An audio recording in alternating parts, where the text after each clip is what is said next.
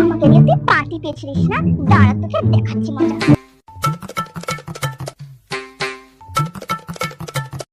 মা মা দেখো, এটা কি সুন্দর গান হয়, তুমি একটু শুনে দেখো, খুব সুন্দর গান, একবার শোনো। হ্যাঁ, তাহলে কালকেই দেখা করছি। হ্যাঁ হ্যাঁ, তুমি যেভাবে প্রতিবার তোমার মাকে টুপি পরিয়ে আসো সেভাবেই আসবে, কিন্তু হ্যাঁ, তোমার মা বুঝতেই পারে না, কি বোকা। আমার পেছনে পেছনে তুই এইসব করে আছিস? দাঁড়া।